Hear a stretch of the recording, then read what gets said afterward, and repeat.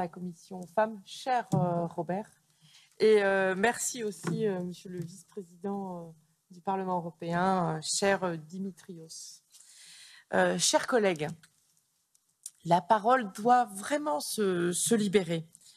Les rapports de domination, d'intimidation représentent une forme de violence qui doit absolument disparaître. La santé physique, la santé psychique des travailleurs est une condition essentielle d'une société libre, égalitaire et démocratique. Le Parlement européen, en tant que législateur et employeur, doit être exemplaire et mener un combat sans arrêt pour lutter contre le harcèlement.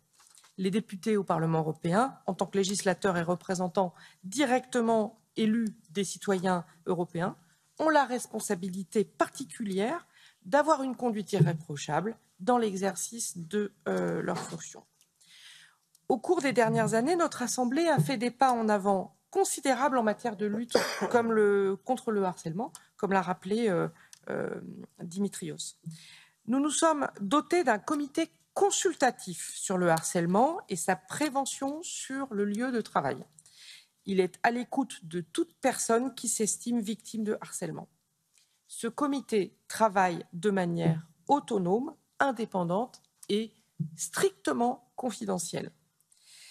Ses tâches principales sont de prévenir et de faire cesser tout comportement relevant du harcèlement, de remplir un rôle de conciliation et de médiation, et également la formation et l'information. Nous nous sommes également dotés d'un autre comité, qui est un comité consultatif chargé d'examiner les plaintes pour harcèlement qui concernent les députés.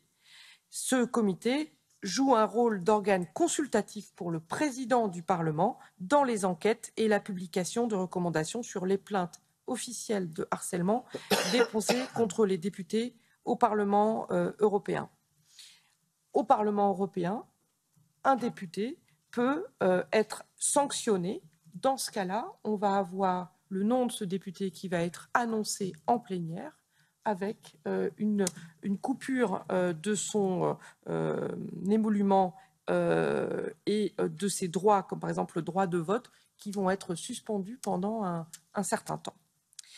En outre, en complément, de manière naturelle, comme l'a dit le président, le Parlement offre la possibilité aux députés de suivre une formation contre le harcèlement et il a mis à la disposition des députés un guide avec des orientations qui concernent le type de comportement requis au vu de la dignité de notre position et de notre institution. Enfin, cette législature a été la première pour laquelle les députés du Parlement européen ont été tenus de signer la déclaration confirmant qu'ils s'engagent à respecter le code de comportement approprié qui prohibe, par exemple, les comportements discriminatoires. Ces mesures représentent réellement des avancées importantes. Cependant, elles se révèlent aujourd'hui insuffisantes. Par exemple, le cri d'alarme lancé en 2018 par le mouvement MeToo Parlement nous dit que nous ne sommes pas encore à la hauteur du défi. Le nombre de députés qui a suivi la formation a beaucoup progressé, mais ne représente pas encore la majorité des députés.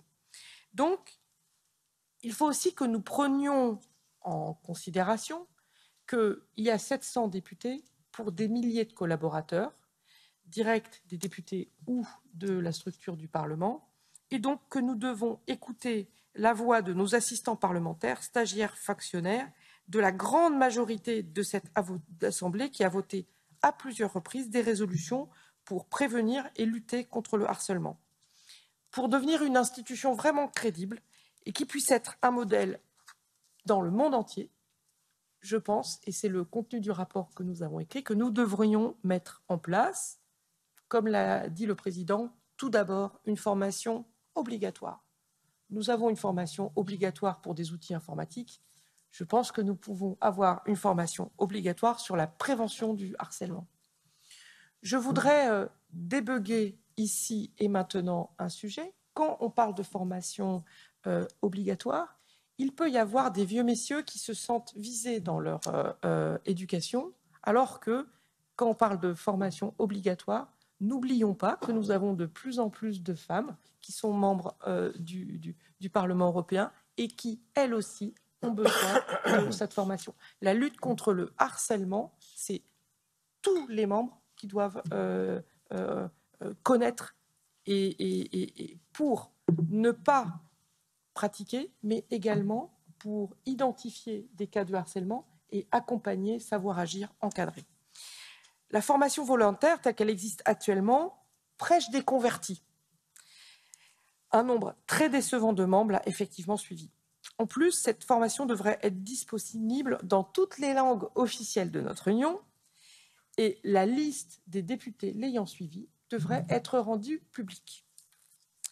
Nous avons également à élargir pour que la formation devienne, ou une formation devienne obligatoire pour toutes les personnes qui travaillent régulièrement dans ces locaux du Parlement européen. Comme l'a dit le président, on peut aussi avoir des chefs de bureau de parlementaires qui se sentent investis d'une mission ou d'une pression et qui eux-mêmes peuvent reproduire ou avoir des comportements de type harcèlement. Donc il est important qu'on donne le même vocabulaire, la même formation sur ces sujets-là à l'ensemble des personnes qui sont en situation d'être soit des harceleurs, soit des victimes. On a également besoin d'avoir une expertise professionnelle et médicale pour soutenir le travail du comité consultatif sur la prévention du harcèlement. Actuellement, la composition de ce comité est à 50% des députés qui travaillent quelque part sur des cas d'autres députés et 50% de représentants du personnel et des assistants. Ce comité n'est pas composé, il ne prévoit pas d'expertise par un médecin ou un psychologue ou un professionnel dans le domaine de la prévention du harcèlement. Des médecins, des thérapeutes et des experts juridiques devraient être des membres officiels et disposer du droit de vote. Je pense aussi que nous devrions avoir un audit indépendant par des experts choisis dans le cadre d'un processus transparent avec pour mandat d'examiner la situation du harcèlement et des abus au Parlement, d'évaluer le fonctionnement du comité consultatif sur le harcèlement et de proposer des changements adéquats. Enfin, je considère essentiel d'échanger avec les autres institutions en matière de lutte contre le harcèlement afin de comprendre quelles sont les politiques, quelles sont les lignes directrices, quelles sont les meilleures pratiques mises en place au sein des autres institutions qui ont donné des bons résultats et ainsi les adapter dans nos politiques internes. Pour cette raison, je suis particulièrement heureuse que la commission interparlementaire de cette année soit dédiée au gender mainstreaming et notamment à la prévention et à la lutte contre le harcèlement, ainsi qu'au plan d'action pour l'égalité de genre. Notre institution doit mieux identifier, contrer, sanctionner le harcèlement et assurer aux victimes et aux lanceurs d'alerte potentiels que leur voix sera réellement entendue. Tolérance zéro pour le harcèlement.